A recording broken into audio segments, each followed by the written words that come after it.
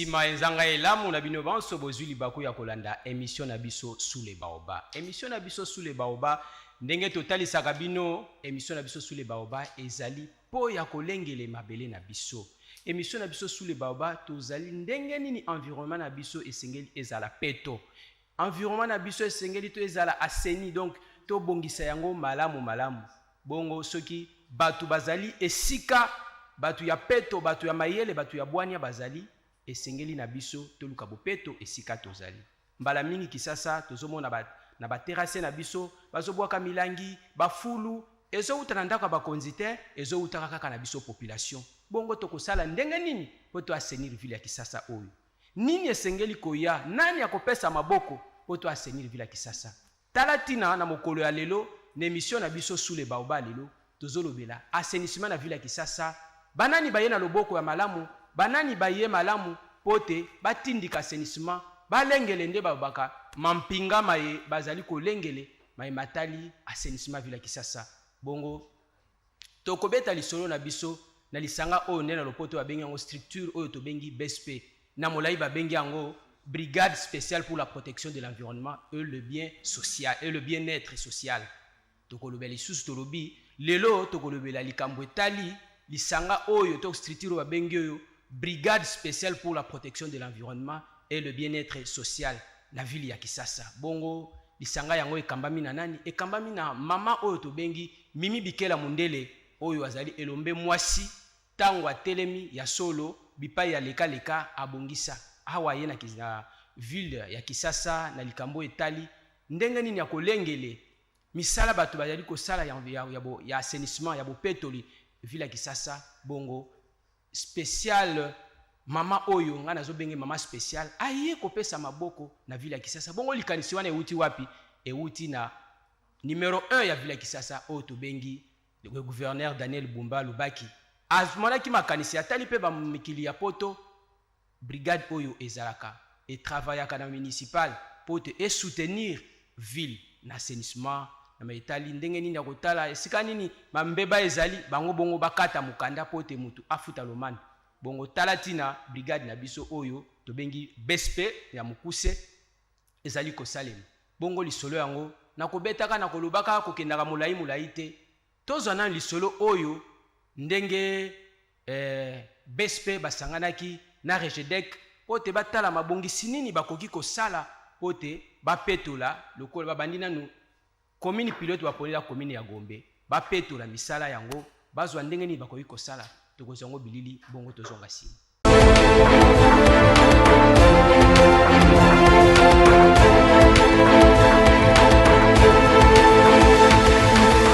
de lancer un atelier de collaboration entre la brigade spéciale et la régie de gestion des déchets pour la ville de Kinshasa. Et cet atelier constitue une formation pour les agents que nous allons lancer sur terrain pour procéder au contrôle des déchets au niveau des ménages et des entreprises privées. On a trouvé que c'était important de mettre de bons mécanismes en place pour que les agents sur le terrain ne puissent pas être éparpillés. Et surtout, comme il s'agit d'aider commandement, alors il fallait qu'ils se mettent ensemble pour que chacun puisse connaître ses limites et savoir quoi faire sur le terrain. Et nous espérons qu'après cet atelier, nous aurons des ménages assainis, des entreprises assainies. C'est un des éléments où les gens font semblant de ne pas savoir. Là où vivent les gens, l'endroit doit être sain. Alors, la ville a lancé ses contrôles et ne soyez pas surpris quand vous allez voir les agents devant votre porte toquer pour procéder au contrôle. C'est un contrôle qui est officiel, lancé par la ville au travers les régies dont je venais de citer. Il y a la brigade spéciale et aussi la Regedec qui est le régime des gestions. Bouti kolanda yoana mama oyo azali kokamba isanga tobengi BSP na molai tobengi brigade spéciale pour la protection de l'environnement et le bien-être social. Auto kotali sandenge basangani na Regedec pe ezali lisanga oyo ezali pe hôtel de ville oyo ezosala ndenge nini ya kolokotaka ba déchets bato bazobwaka na bandaku bisika na bisika bazotambola ndenge nini ya kolonga. Bongo basanganaki po batalisa ndelo ya moko na moko ndenge nini bakosala po bazala elongo po te misala yango ekende bowelani ezala te talatina milulu miye meselemaki. Bongo ndenge tozotambola mboka Kisasa tolobaka yango Kinshasa na biso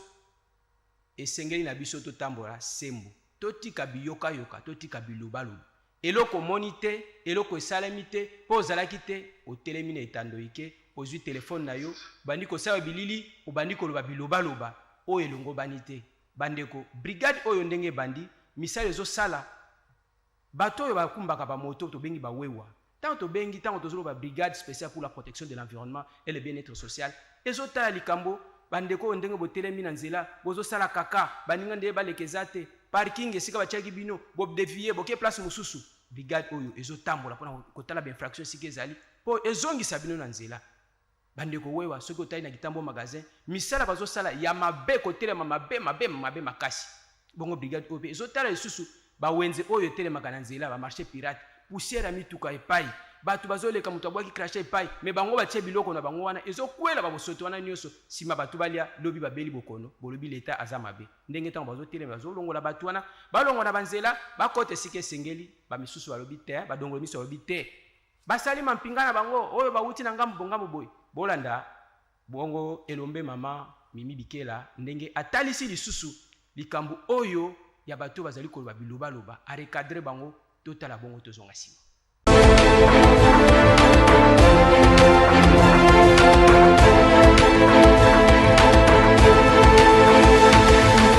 Ya ville province ya Kinshasa oyo ezali ko s'occuper na makambo etali protection ya environnement pe bien-être social. Na bamboka ya mikili mususu babenga kango police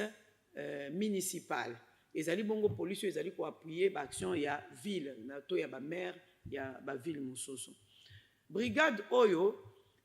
ebotami pona ko zongisa batu na nzela na kotala lolenge batu babungisi mayele ya kibomoto bakomi ko se comporter na ndenge moko ya mabe. Alors na likanisi ya mokonzi na biso ya ville ya Kinshasa nde atalaki ke aluka eloko nini oyo kozala sima ya mukongo ya bakinois pona kozongisa bango na nzela kolandisama na vision na ye ya Kinshasa ezobonga oyo ezali ndenge moko vision mokonzi na biso ya mboka Félix Antoine Tshisekedi Fachi Beton. Alors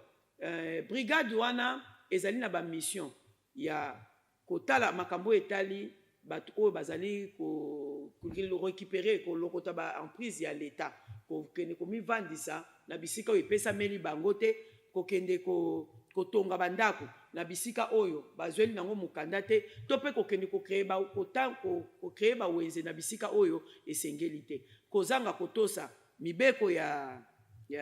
l'état na kozanga ko respecter code de la route topé na etamboli mabe na banzela na biso topé na ko créer ba parking auto bengi illicite o ezali ko mema biso na makambo kilikili mais na eloko passe ezali ya kotala ke bato mususu o ya makanisi ya mabe o to benga ba personne mal intentionnées ba komi ko utiliser bato moko ko latisa mana nzela ya kozwa biloko ya ba parti politique pona ko luka ko salir image o ezali bongo ya brigade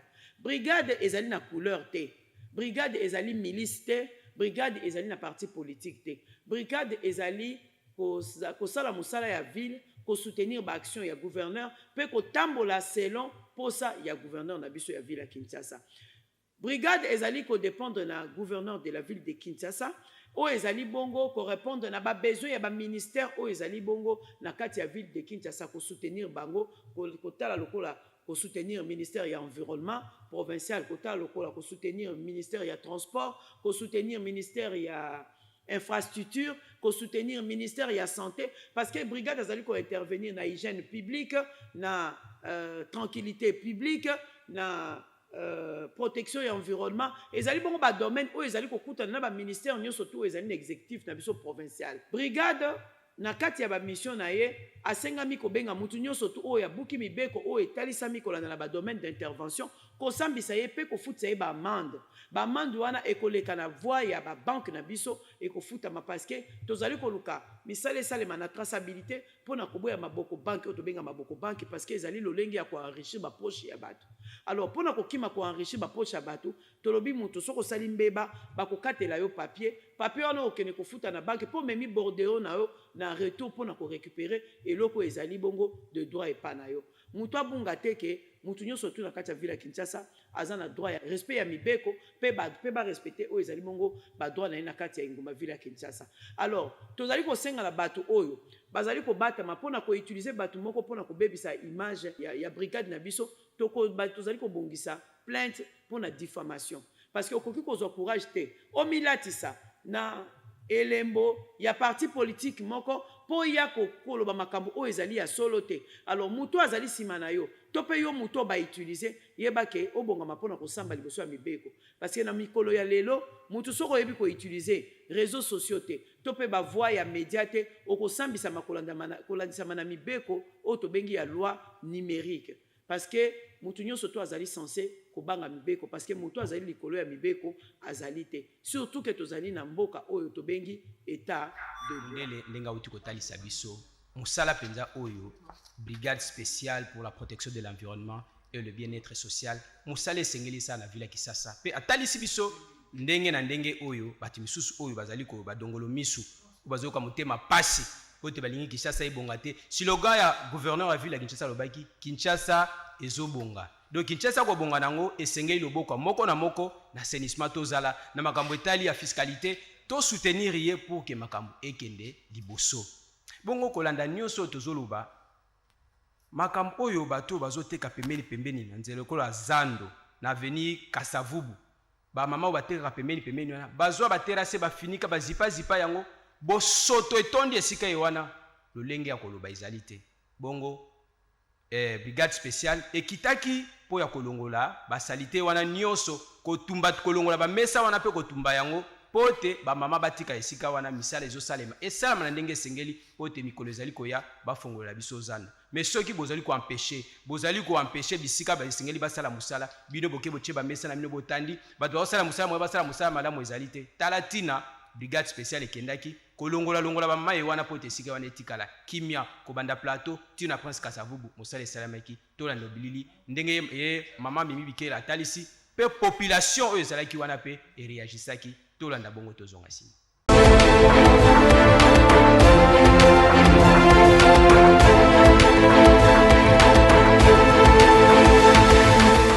Merci beaucoup. Ndenge nazara toujours l'habitude ya koloba Kinshasa ezana ba problème sérieux o ezali ya incivisme o ezosenga changement ya mentalité na milieu tozali botala ngwe kotambola na image bomona na modèle oyo balabala oyo totemi likolo eza Prince Kasavubu o bato nyonso bayebi na état ezalaki mais na minute tozoloba eza déjà mokonzi ya ville ya Kinshasa asalisi yango eza ba travaux oyo ezali en cours mais ta tozo se retrouver na situation oyo botala ngambo na ngambo terrasse ese tondi nanu balabala kutu bafungoli te terrasse ezotonda na nini likambo ya bawenze alors que tosolobi balabala ezali wenze te. Mais comment expliquer bazosala balabala en même temps tozosala ngo wenze mais basalite nyonso tu tozosalela tozoboka ngo na kati ya terrasse mais tozo avancer te tobanda ozala tosali awa bacure terrasse le temps bazo avancer liboso na nsima etondi bazongi. Mais quand est-ce que nous allons arriver to meka kosala effort to changer mentalité toboyi te pasi ezali mais mutu nyonso tu fa ozala kaka vendeur te mutu nyonso tokolisa mpe notion ya kobwaka salite na ata na mwa sachet na mwa poubelle mpo ekende na bapoubelle ya minene pembeni bisi nyonso tozali batie bapoubelle ya minene mpo so mutu asaleli salite abwaka na poubelle. Pourquoi toyoki kobwaka salite na kati ya poubelle te toboyi te ke civisme ekota tema na mutu mentalité eza vraiment ya kochanger mais tosala effort parce que eza kaka te oleki na télévision ofilme salite obandi kokabola Kinshasa ekobonga te mais ekobonga ndenge nini yo mpa na yo ezali nini contribution na yo ezali nini soko ezali kaka ke tozosala salite tobwaki salite mpo tofilme yango topiblie tolobaka Kinshasa eza salite yango lelo oyo la police ya assainissement oyo eza pembeni na nga elongo na brigade tokitaki lelo na terrain mpo mosala ezalaki ya kolongola mesa nyonso to ezoteka na balabala mpo tolobi balabala ezali wenze te yango tolongoli bamesa nyonso tu bato batekaka bakolo bawenze bayeba bakolo bamesa bayeba ke wenze ezali te tokozonga lisusu lobi tokozonga lisusu après lobi mbe oyo ekolanda na nsima ekozala na baopg tozotama na bango soki bakuti oyo bakangi oke kosamba oyo explike mpo na nini ozotia salite na ville bazoluka basilisa mosala meme bato bazotonga balabala bazozwa freinage mpo esika alingi alekisa bakamion ya babeton bakamion ya nini bato bazoteka pembeni ezofrene mosala Est-ce que tu aurais continué à musala évoluer pour zande funga pour battre bakota o ba kokota na zande bakota hein mutu nyonso tozaka te folonga ndako no yakoteka ta niveau to cha salité na ville qui dit marché pirate dit salité salité tondi on a balaba ezali ba marché pirate tout ça vraiment effort surtout on a bolingo mboka na biso et surtout ceux qui ozali na bolingo ko soutenir bokonzi na biso ya ville ya Kinshasa à moins que ozala windi ozosala ngo na nko po ozozela retour moko échoué parce que biso tozali na musala matin midi soir toko buna na salité oti biso ne toko longa yango bato ba obaka salité baza bateti biso bato tozokanga Bo uti kolanda ndenge mokambi ya brigade spéciale pour la protection de l'environnement pe bien-être social ya vila Kisasa ninga uti kotalisa bongo tozwa matatoli ya population oyo bavivaka milie wana o batambolaka besike wana batalisa biso bongo tozonga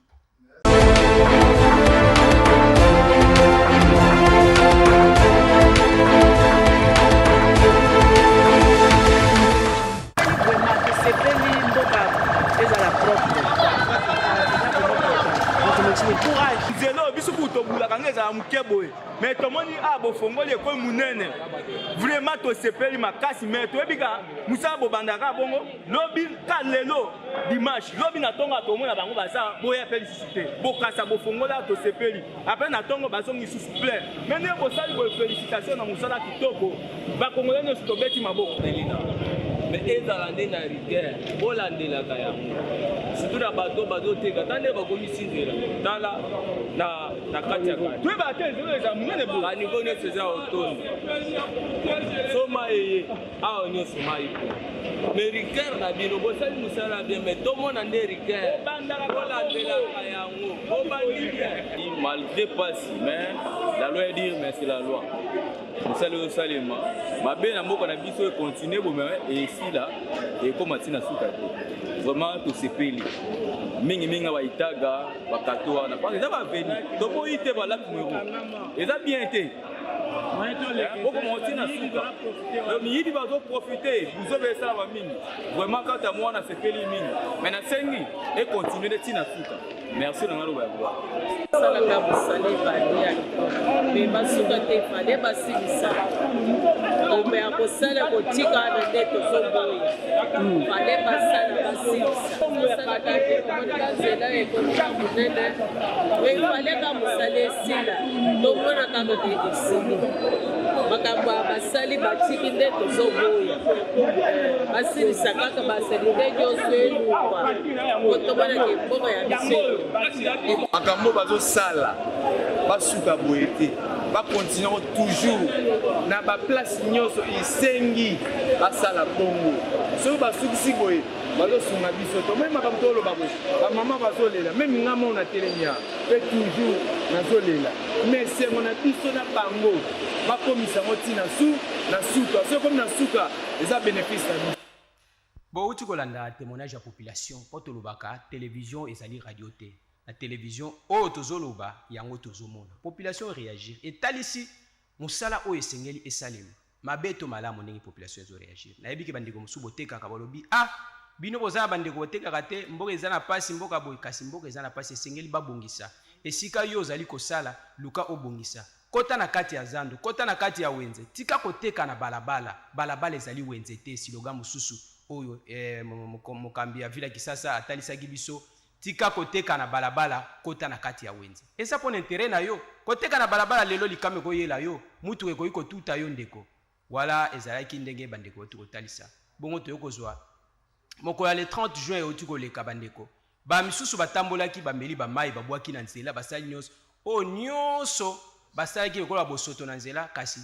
brigade oyo etelemaki pote ekongola milangi wana nyonso bosoto nyonso basalaki na nzela pote babwaka yango na bapubele esengeli bongo batambolaki balokoti milangi wana bongo pe babenganaki bamama oyo batekaka na bawenze bamama oyo batekaka na nzela plutôt na lokola na kitambo magasin esika nini ezali yiki oyo bamama oyo ata babengani bazosala nyonso mais suka leta alongaka kaka bazolongola bango bisika ewana bakota na wenze bakende bisika esengeli pote bateka population ekosomba biloko ke bateka na nzela balesa bato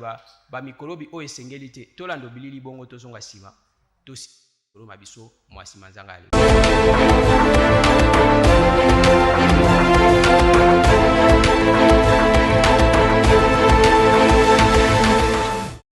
et payés sur toute l'étendue de la République démocratique du Congo. Les Congolais célèbrent leur fête nationale. La brigade spéciale pour la protection de l'environnement a choisi cette journée du lundi pour organiser une marche de santé coupée d'une sensibilisation sur la protection de l'environnement. Cette activité sportive est partie de l'hôtel de ville pour chuter à Magasin Kitambo. Chemin faisant, les agents de la BSP ont procédé au ramassage des déchets, une façon pour eux de prêcher par l'exemple. La sensibilisation due à l'éradication de marchés pirates sur la voie publique a réussi. Mimi Bikela Mundele, commandant de la BSP, circoncis le sens de cette activité. La journée de l'indépendance aujourd'hui à Kinshasa, les gens se sont organisés pour faire des marches par-ci par-là,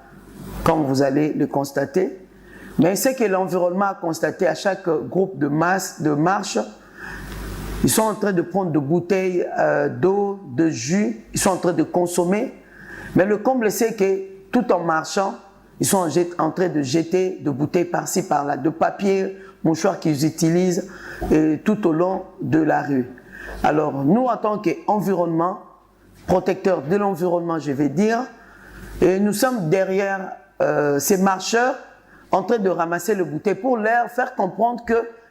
on ne jette pas le bouteille par-ci par-là. Tout au long de la route, il y a des poubelles. La ville fait de son mieux pour installer les poubelles publiques, et ces poubelles publiques, c'est pour nous permettre de jeter le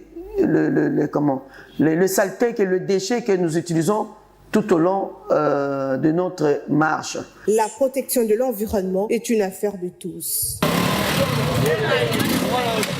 outi kolanda ndenge mokolo fete ya indépendance elekaki ntango basusu bazobwaka mekasi brigade oyo etambolaki mpo elokota milangi ebongisa nzela ezala peto kasi na kati na mosala mabungi mpe ezalaka mwana mosusu meme na famille mwana mosusu azali elombe mosusu azali kimia mosusu bongo baparent barecadraka bato bongo mokolo esalemaki babengisaki oyo tobenga rassemblement po te barecadre belema moko na moko bayeba mission na bango bayeba mosala nini esengeli basala bongo tokolanda bilili na biso asuka po te tokabwana atalisaki bango brigadier azali nani mpe mosala ne ezali nini tolanda bilili bongo tozonga yosi.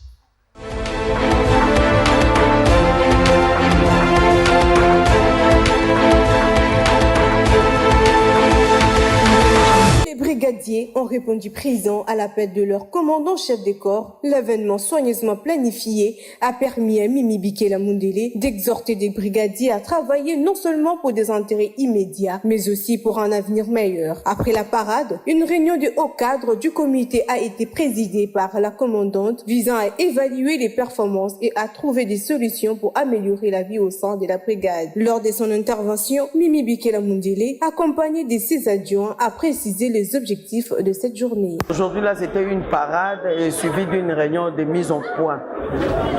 par rapport à certaines choses. Comme vous le savez, la brigade, c'est une nouvelle structure de l'hôtel de ville et qui est en pleine construction. Et on doit à chaque fois se réunir pour essayer de mettre le point sur les i, essayer un peu d'organiser et pour que les gens ne soient pas éparpillés et font de n'importe quoi. Parce qu'ils sont vêtus de l'image de l'hôtel de ville, on doit toujours recadrer parce que... La journée s'est poursuivie par une mission d'inspection sur le site de la société Passerelle et des hydrocarbures dénommée Zénith. La brigade de la ville province de Kinshasa a saisi plusieurs fuites d'essence ainsi que d'autres contenants vides et a procédé à la démolition d'une clôture en tôle érigée par des individus non identifiés. Il convient de souligner que cette rencontre a été couronnée de... Bouti kolanda ndenge a recadré bilenge toko banzeneke o bazali na kati ya isanga tobengi BSP, brigade spéciale pour la protection de l'environnement et le bien-être social. Et sengeli na biso to ebake kisasa lelo tozali na batu oyo batelemi na ba commune bakoya na ba quartier bakoya pona nini koluka ndenge nini ko encadrer batu civisme et environnement eza toyeba ndenge nini ya kotosa na lupangu na yo po okombola esengeli leta ya Orlando na fimbu te tango zi ba déchet na yo ya ndako okomboli luka poubelle ocha tango chena poubelle luka esika malamu oyo kocha pote ekende kobwakama ekende kokota na ebale te po ebale tonda ekende otema na balabala te po bakaniveau etonda bamai banda kokota bato na ndako bato bakoma kokufa bato banda kozwa bokono ndenge na ndenge bandeko tango likanisi ya malamu ezali esengeli topesa maboko bongo bandeko na ngai Kinshasa oyo po ebonga esengeli conscience ya moko na moko ezala esika Kinshasa po avancer esengeli na biso tosimba loboko na loboko l'état aza na part ya responsabilité population pe toza na part ya responsabilité soki tosali bongo te namoni ete makambo ya malunga ekozala te mais kasi soki tosimbani loboko l'état na biso population tozokende longo okomona ke Kinshasa na biso kongenga ekokoma Kinshasa babenga Kinshasa poto moindo oyo ba tabulei bayemba ba tabulei bayemba basama ngwana bakumisa Kinshasa yango oyo esenge na biso totelema matondo mingi na gouverneur na biso Daniel Lubaki oyo atelemi pote Kinshasa engenga génération asikeye makambo asikeye esenge na biso to soutenir tokende moko na moko tosangana pote Kinshasa na biso ekende liboso bongo to koshite na émission na biso to kosenga na biso ete boyebaka soki bomoni bato ya gilet wana batala coste wana bazoleka ezali malamu bo soutenir bango boloba bo dénoncer esika bato bazosala mabe oyo bazobwaka bosoto na nzela po bazotya bafulu bamama bazoteka na babalabala mikata atika ngo polele poussière ezokwela ntango oyebisa elongo kota na kati ya wenze oyo bozotungisa biso ndeko tomibatela santé eza na motuya te santé esengeli na biso tomilengele yamboke okoya na bokono ezalaki message oyo tozalaki nango na mokolo ya lelo bongo topesi dédicace spéciale na partenaire na biso oyo Ayal Food fast food oyo azali kosala mosala kitoko mwana mboka oyo tobengi Marco Farel azali misala kitoko oyo azali kosala ba restaurant mobile bandeko esika ba parking ezali esika kitoko mituka yewane yaka ezotekela biso ba shawarma kitoko biloko kitoko ba jus kitoko ba jus naturel pe baleka ye ya kitoko ya mabele pena ya ngombe ya solo oyo bana mboka esengeli tolia to soutenir pe ba initiative aboye merci na Ayal fast food oyo ezali likanisi ya mwana mboka auti mboka musika aye ko investir na mboka Kinshasa mwana ya Congo aye ko investir oyo mokonza mboka zoluka président de la République Félix Antoine Tshisekedi alobi na biso ba congolais to telema to travailler to développer mboka ba initiative aboye esengeli na biso to soutenir donc désormais na kati émission sous les baoba atako to koyambanani tozali na partenaire na biso oyo to bengi Ayal fast food oyo atikali partenaire na biso libela na libela bongo na prise de vie tozalaki na ndeko na biso oyo tobengi na kombo ya Christopher pe Paul Oma pe tobosani ndeko Gloire Mangwidi te aza ingénieur oyo soki bozomona lumière kitoko babillage kitoko makambo nyonso ya kitoko ezalaki ingénieur oyo mwana mboka mayele koleka bongo topesi merci mingi na visionnaire ya chaîne na biso oyo tobengi One Way oyo tobengi na kombo ya Bongongo Joski akanisi donc oyo yango tozolobaki Congolais bima yaka na likanisi ya kitoko pour soutenir mboka no se développer tala initiative aboye esengeli to luwe to protéger to memango liboso bongo topesi bambote na biso epa ya PDG na biso Akasa Katumbai pe topesi bambote mingi na directeur na biso Okito bongo to bosana te événement munene oyo tozali na yango ekosala na mboka Londres oyo Africa Dyslexic United eko-organiser ba mama oyo bayebani ba mama oyo basala mombongo balonga ekozala le 20 septembre oyo mama Sandra Yesuwolo azali ko organiser bongo botikala malamu to bosani te bandeko bazalaki pembeni na biso ba oyo nyonso bazalaki pembeni na biso Irlande Bolumbu topesi mbote topesi bandeko mosusu nyonso mbote to mona na mikolo mizali ko ya al cha bye.